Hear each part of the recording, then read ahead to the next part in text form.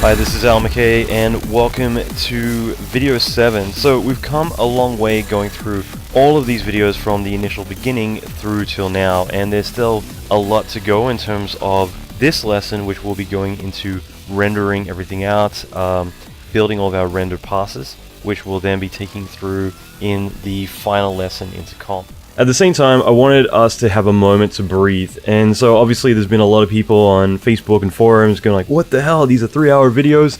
It's been really cool to put as much into this as I can. So one curveball is the final 2 lessons I'm going to need to build here in Canada. So the fact that you can do visual effects from your laptop literally in another country shows how much the industry has changed and how technology has changed as well. You literally can work from anywhere in the world and pull off Hollywood level visual effects. So I think that's pretty mind-blowing. Anyway, so I thought I'd just mention that as we dive into the final 2 lessons. So let's get started. Okay, so I'm going to be doing these lessons a little bit uniquely. Given the situation, the final 2 lessons I'm going to need to build from here in Canada rather than being in LA.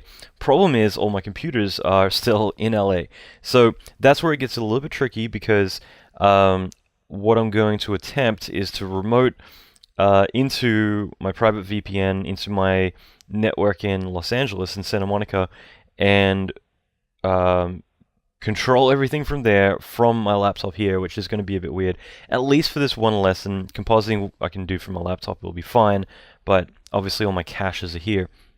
So rather than build these lessons live, which I kind of started to do, but it's a little bit too laggy for that. What I'm going to do instead is actually just walk through how the stuff works instead, which I think will make way more sense. Okay, so what I want to do is I'm just going to load up these files. Initially, what I did is I just decided to put this all in one directory so it's easy to work with. But basically, what I would suggest is we get our files now and we save a master file, which we're going to then submit to render. And each time we do anything, we're going to save it out as the file and then underscore beauty and then explosions and then this and this and this. And that way we'll have all the files set up, ready to render. You can use scene states, things like that. I just find that sometimes you don't have the controls that you need for it if you're doing very specific things. So I prefer is to make custom files and then submit those files out. So initially what I've done is I decided to render out my main beauty pass.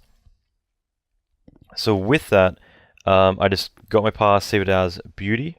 So we're initially starting from here. And just opening up TP for a second, the main thing that I wanted to do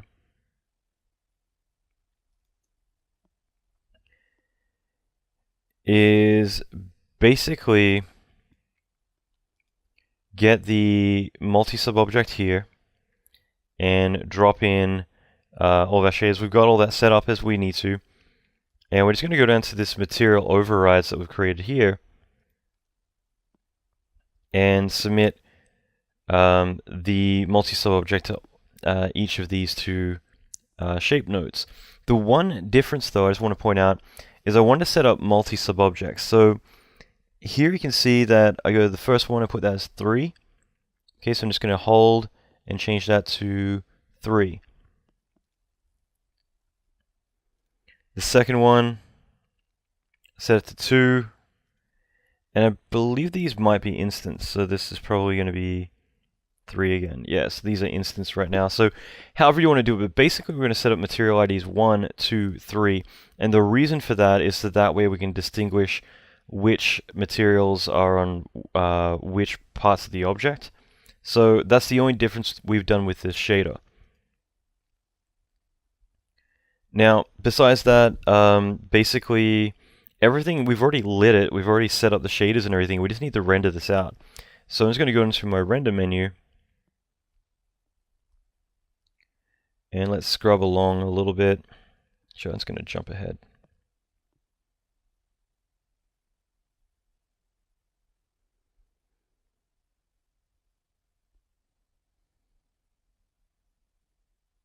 Alright, just waiting for this to load.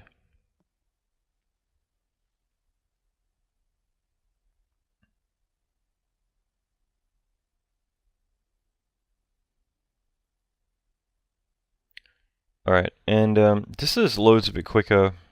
Initially, just so I can demonstrate this, I'm just going to do it to one layer. Okay, so I'm just going to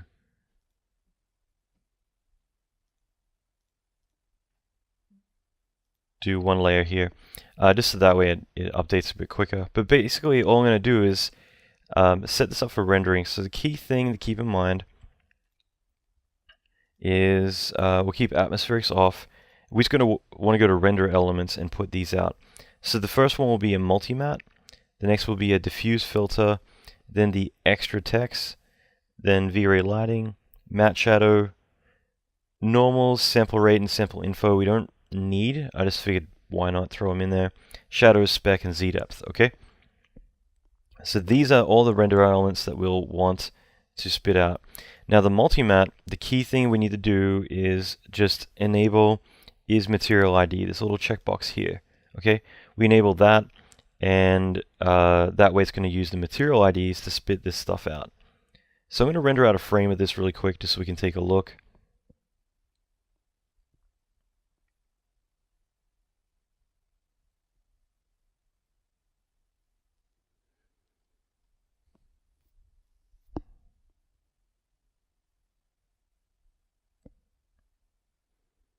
The other thing I'll mention is that I'm not actually rendering out the secondaries right now.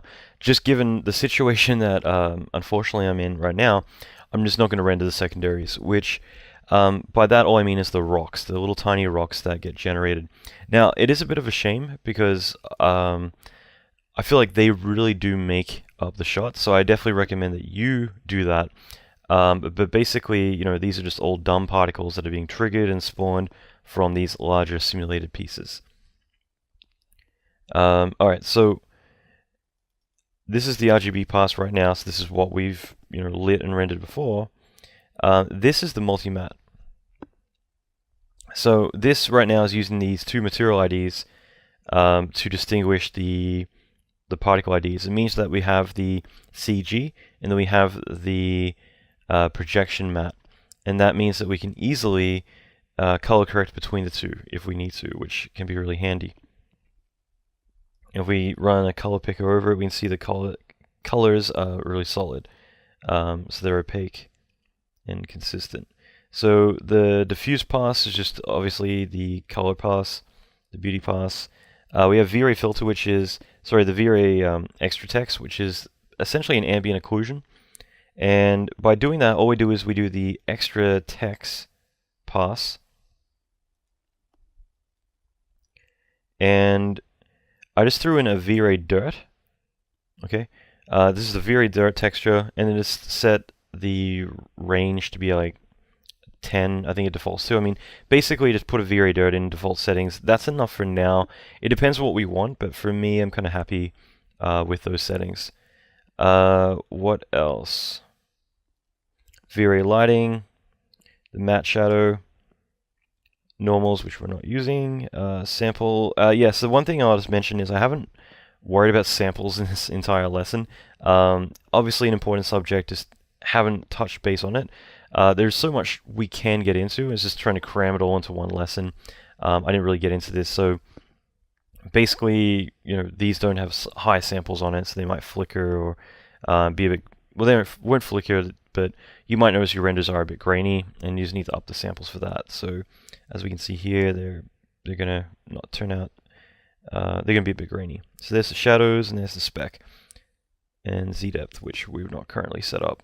So that's basically it. Those are the basic settings, okay, for the beauty.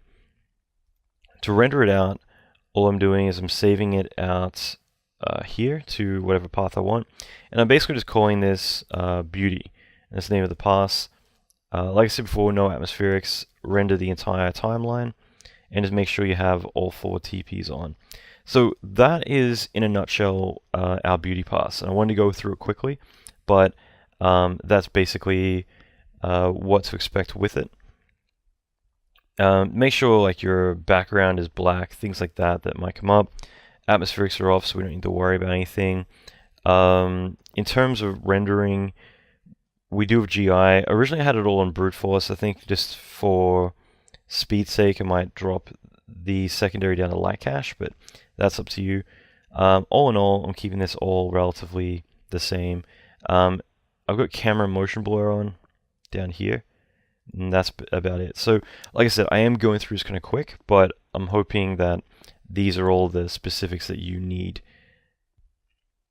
Okay, so once we've done the beauty, I want to then go and do the dust and the fire and the smoke all as one pass. Alright, so we want to matte everything out in the scene. Basically, we're going to be using atmospherics. Now, technically, you don't need to matte anything out. We could just use the atmospherics render element. But just for now, I'm just going to turn this to single and turn this off just so I can render a frame. But, you know, obviously, just at render time, we're going to render this out as a pass called dust fire. Now, purely for speed, I mightn't have all of these loaded. I might just have one or two. But if we load up our layers,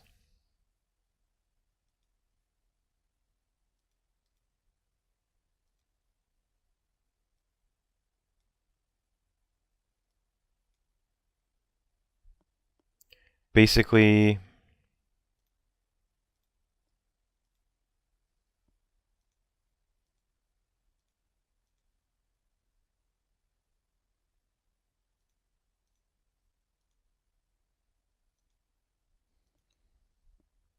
if we set these two here, basically I just be rendering everything together, and I want to matte everything out. So technically I don't need to, but what we can do is just go to the material editor. I just want to make a V-Ray black material. So it's a regular V-Ray material, black diffuse color, and then the easiest way to do this is go to global switches, and we just drag a material override into the global switches here. And what that will do is at render time, it's going to assign this material to everything. So we just drag this in here as an instance, and that will assign that material to everything. So finally, we would just go into our 4TP systems, right click, go V-Ray properties, and make these matte -1. Okay, didn't quite do it properly, but you get the idea. It's just because these aren't visible right now. Okay, so I just need to make these visible for a second. And yeah, just V-Ray properties, and then click this, go negative, and we're good to go. I did just experiment for my own sake with X-meshing this, just because I wanted to see whether it would load it faster, but it's pretty identical, so you know, whatever's easier for you. So basically, with these now matted, because they're all set up to be a matte object, they have that black material at render time, I can just render these guys out. Just make sure you got lighting, everything set up. This is exactly what we did in the lighting lesson. And basically we'll just render all these elements together. The big thing is to keep global illumination off, because we don't need it. So GI off, and we also turn render elements on. Just V-Ray atmospheric, and then I do fire and smoke. We don't need them, but it's just like, why not, you know? So technically, if you have these on, then you don't need to matte anything out, because you can just extract the atmospherics from that channel. But I just do this more just so I have both if I want it. But basically, I'm just going to be rendering the fire, the smoke, everything together. Key thing and most important thing is just to make sure atmospherics is turned on, and then everything will render out fine. So I just got to find a frame where all this stuff is actually active. I'm going to turn these off. Let's see. So I think it's about 160 that this stuff happens. So I'm going to say like 185.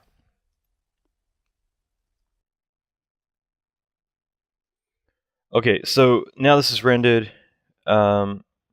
Took about 2 and a bit minutes. So we got the dust, the smoke, the fire all together, and that works out pretty well. Cool thing is we also have the V-Ray atmospheric, and that just automatically removes any objects. So let's say you accidentally had a teapot in the background or something, that would remove it. We also have the smoke and fire. I don't rely on these too heavily, but they do work. It's just I've found them not always to be accurate. But there's that as well.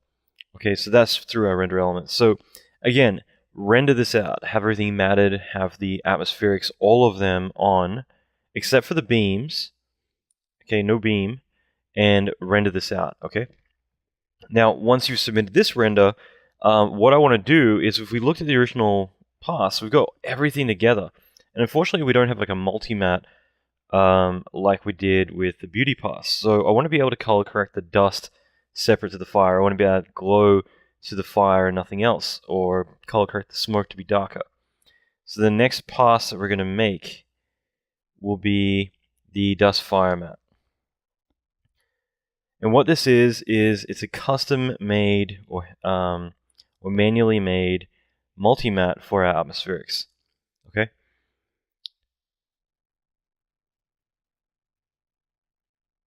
So with this,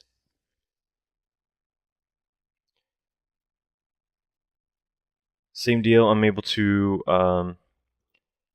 let me just render out a frame of this to show it. So same deal as before. We just get our atmosphere pass that we just made, but then I'm going to go through manually. I'm going to set up the dust to be one element. Sorry, let me jump to like 185 again. The dust to be one element, the fire to be another, and the smoke to be another. So I want to set up an RGB pass to do that. Okay, so it might be a little bit hard to see here, but we basically have green for dust, and then the red channel would be for fire, and the blue would be for smoke. So, obviously this isn't the best frame to show it, but basically now I could say red for fire, and there's the red, there's the fire pass only. There's the dust pass only, and there's the smoke pass only. So they combine together, so we have all three. So this would be how we can color correct it all by manually doing this. So again, go through, set up the coloring. Let me show you how to do that. So all I've done is for the explosion, made this 100% red, and then made this blue and the ambient blue. So make it all blue. And then for the dust,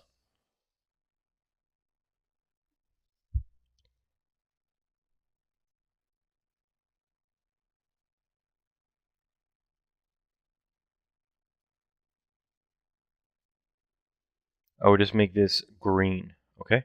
And that's pretty much it. Finally, if you wanted, you could just save this as a preset. So I've got stuff similar here, like, and then we just call this like Atmos RGB dust.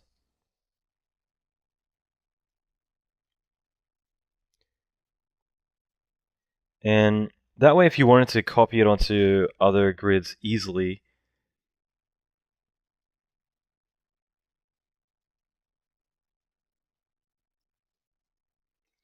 you could easily just go one at a time and load that preset. So I'll give an example. So this is another explosion.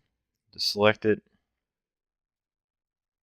say load preset, and then I would say the RGB Fire Atmos, and I just choose not to apply any of these, just these three, and that will automatically copy those over. And I do the dust to the dust, the fire smoke to the fire smoke. Okay, or you can script it, which is even easier. But yeah, in general, this is how you would do it.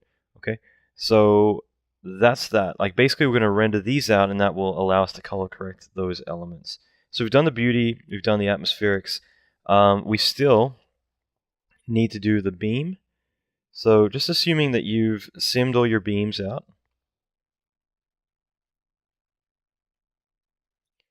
Same deal. I would literally just load up my fire smoke, go back to that, hide all those atmospherics, unhide the beam atmospherics.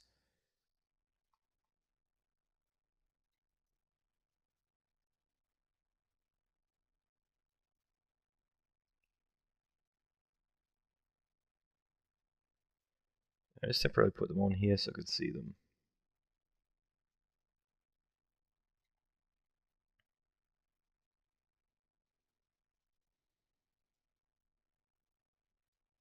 Yeah, so I'm not sure what framing is for this, but basically when this beam comes on, was it beam 4, so it's at the very end.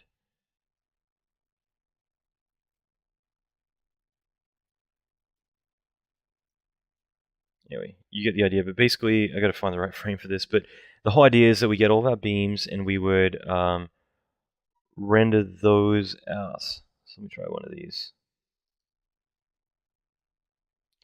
So we'd render all of these out as well. This is like 180 or 150. Yeah, so we'd render all these out exactly how we did the other atmospherics. So we could just spit them out, call them beam, and then we'll be done with that as well. Cool. So yeah, the beam, we don't change anything. It's just as is, and just as an atmospheric.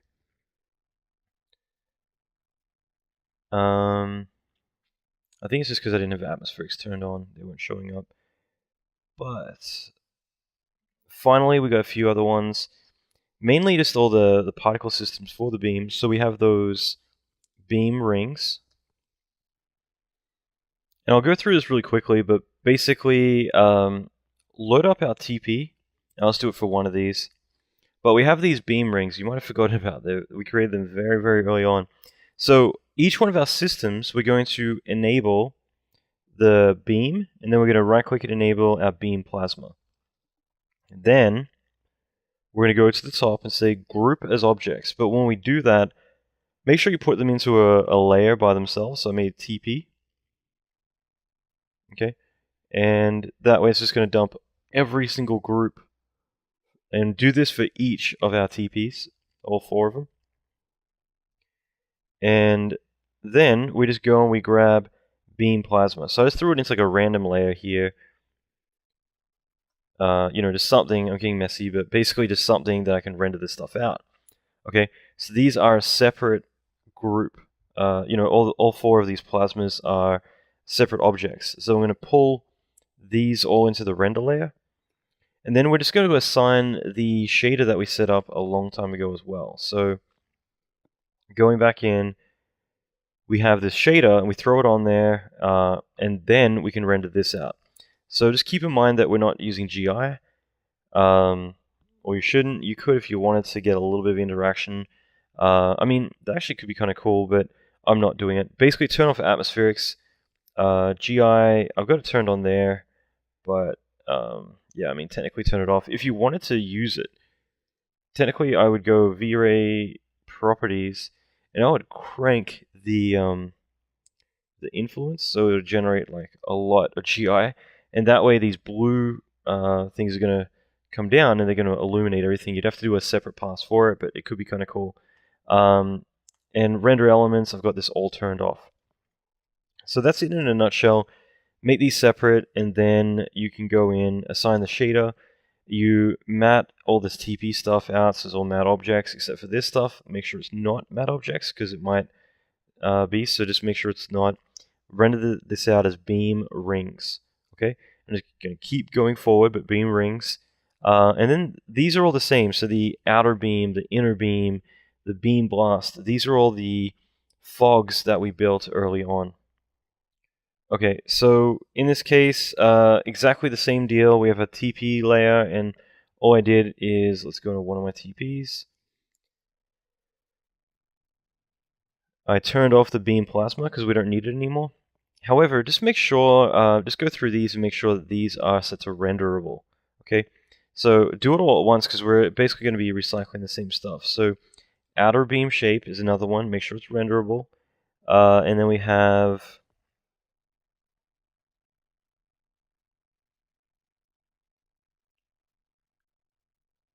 there's like another one here. There's the one origin beam blast is another one. So just make sure all these groups are renderable. Okay. Finally, hide them all so you don't actually physically see them. But then in the render environment,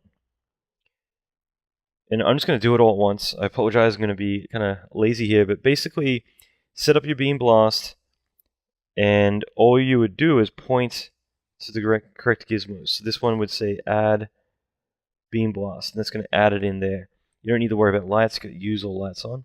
So I would just now set this up, render it out, then save it again as outer, I guess, if you want to call it, outer beam, whatever you want to call it.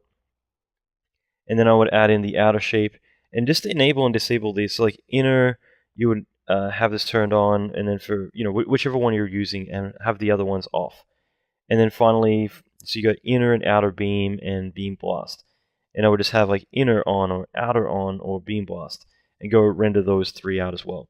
And that's pretty much it. Like I know I've gone through this really quickly, and I apologize for the situation. And that's why I figured it makes more sense for me just to show this rather than going through and manually doing all the settings, because it's, at least on my end, it's responding really slow, and I just figured this would be a good workaround. But all we're doing is we're making everything a matter object except for the one element we want to render. So we have those rings going down, we have the inner beam going down, we have the outer beam, we got the beam blast, and we add each one, we render those out, and then we also have the fire, dust, smoke all as one pass. We also have the fire, dust, smoke matte as another pass. So we have the beauty pass, which is all the geometry. I think that's pretty much it. So those are the elements, and then once they're rendering, you'll be able to get an idea of like how it's all going to turn out. So my elements are all still rendering, but basically these are some of the passes. Again, like time, that's one of the things with this. I wanted to turn it around quick, but I would love to go in depth and really show how to texture and make photoreal buildings with Substance Painter for all the texturing, things like that, rather than how we've done it here. But I mean, once we get in the comp, we'll be able to do so much with this, and I think this is going to turn out really well. But these are all still rendering, and also, yeah, the secondary stuff I feel like is really going to make this shot. It's having all the small rocks that I'm not rendering out, but I think having them, because you've got these big chunks, but the small chunks are being driven from that animation, so you get all the twisting and all the cool animation, but it's throwing all these smaller rocks around based on these different conditions. So I think that really kind of gives it secondary detail. There's also another thing I wanted to do, which was go into fragging the geometry more once they're cached. So using this as the collision geo, but then adding all this extra detail to the pieces. But again, time has become a factor. And there's one render glitch I saw earlier, but it's just that pink explosion. I really don't care. You can kind of see how it contaminates the lighting a little bit, though. As it moves up, it makes everything pink around it, so it's kind of cool. But yeah, basically, this is all still rendering out, but it's going to be pretty cool once it's all done. Obviously, we've got all the other passes to go through as well, so once that's done, I'll be putting together the final comp lesson. But this still should be pretty cool to go through. Yeah, at this point, just start rendering all these passes out, and then in the next lesson, we will bring this on the comp and we'll work our magic. Okay, so this lesson we've covered how to get all of our elements out. The final lesson we're going to be going through is going to be to do with building all of our elements up inside of a nuke, compositing it all together and really bringing it together. So the final lesson is one where all the hard, painful work we've done really comes together as we have complete control over our elements within Nuke. So let's move on to the next lesson. Check your inbox, as this lesson is going to be coming to you very quickly.